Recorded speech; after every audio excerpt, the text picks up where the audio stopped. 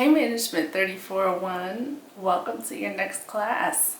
So today we are going to finish up chapter 8, which is on organizational change, and I have my notes from the PowerPoint here, so let's just jump in and preview the information. So last time we started talking about organizational control systems, and we talked about output control, which is collecting data on how our products and services are performing. And so we talked about how we would use like financial ratios to see how we're doing. We would check to see how we are in meeting our organizational goals. We would institute budgets and make sure that we were in alignment with those budgets, things like that to assess our performance. But there are two other types of control, and that is behavior control and organizational culture / clan control. And then each of those control systems also have their own mechanisms of control. So like ways that we measure them, ways that we institute them. So with behavioral control, we can measure them using direct supervision, management by objectives, or rules and standard operating procedures.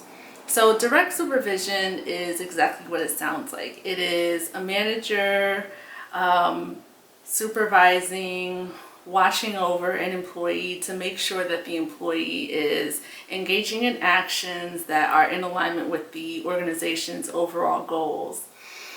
And then the second mechanism, which is management by objectives, is a organizational wide effort where everyone sits down with whoever they report to and they set goals for that fiscal year.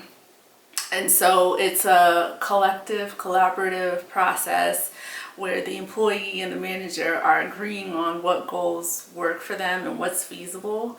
And then you meet, intermittently throughout the year to make sure that you're in alignment with the goals that you set.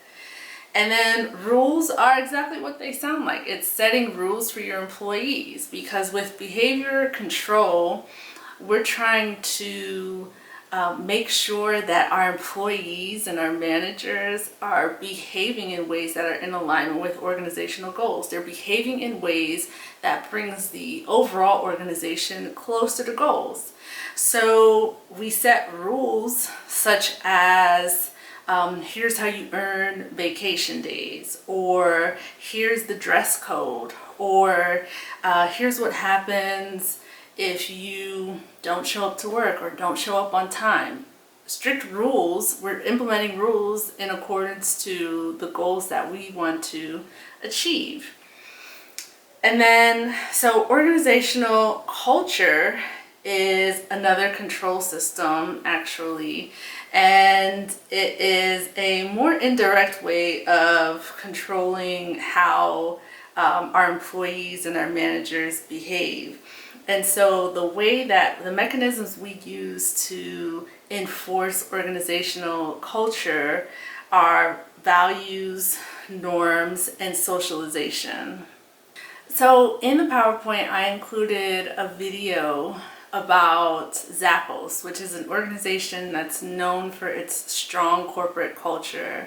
And so I want you to check out the video, and you'll see how their culture is different than the cultures you'll see at a lot of organizations. And then they'll also talk about how they sort of reinforce the culture to make sure that it remains, even as they bring new people into the company. It's a good conversation about how they ensure that the culture doesn't shift tremendously just based on new people coming in and older people leaving. But even with this idea of wanting to reinforce culture, there comes a point when that can become kind of toxic So if we have a culture that is not contributing to our success as an organization, it is maybe discouraging people,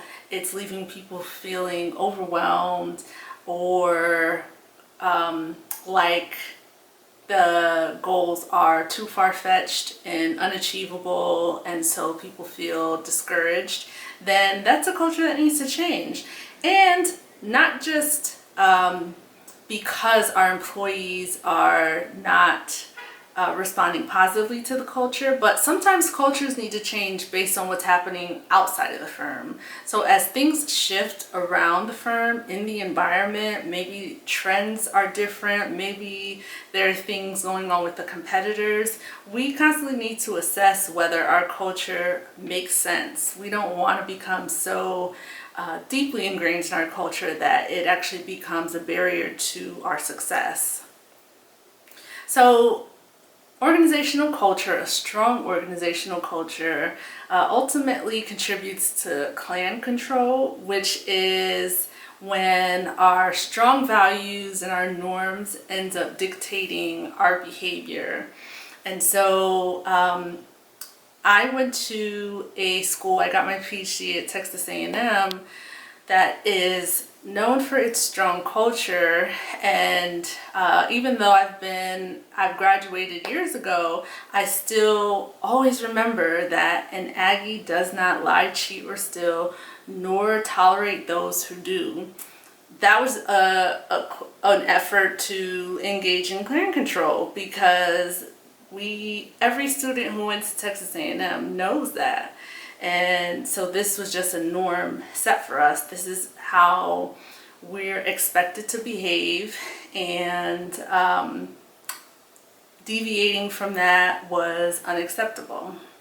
So towards the end of the chapter, we go into a conversation on organizational change. And this is important because leaders who are celebrated in the media, the leaders that we constantly hear about, are always pushing for change. Very few celebrated leaders are advocating for adhering to the status quo. So you've heard the saying that the only thing constant is change, and that's true for organizations too, because you know by now that organizations are always needing to check out what's going on inside the firm and outside the firm, and then respond to that accordingly. And so organizational change is always happening. And so as a manager, you will need to constantly be assessing the need for the change. So maybe new technologies have come out in the environment, or maybe just within the firm there's a more efficient way to do whatever activities we engage in. Maybe we need to reorganize the organization. So it's your responsibility to always be looking for what's next. What do we need to do next? And then you have to decide what to do. So you can identify several things that need to change potentially. And so you need to identify which changes you're going to implement. Would it be too overwhelming if you implement all of them? Are you going to implement them successively? That's up to you to decide as a manager. And then once you decide which changes you're going to implement and when, you have to decide how. So do you do it by department? So you implement the change one by one to see how it goes. Do you implement it across the firm at the same time? Do you implement it from the bottom up, from the top down? These are all decisions that you have to make as a manager. And then once you do implement a change, you obviously have to implement some sort of evaluation mechanism to see how things are improving, if they are improving after the change.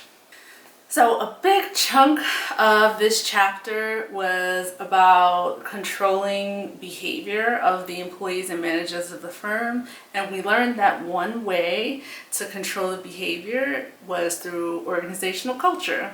So I had that Zappos video in the PowerPoint, And at the end of the video, one of the employees at Zappos makes an interesting comment about how the goal is to get the right people on the bus so that the bus can go in the right direction.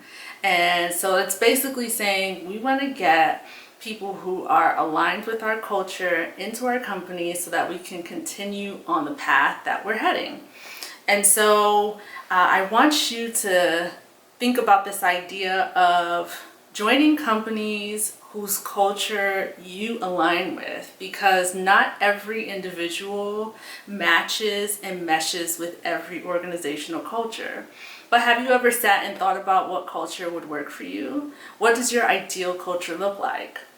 Well, you'll think about it for today's activity. So I have a few questions in a form for you about the type of organizational culture that would work best for you.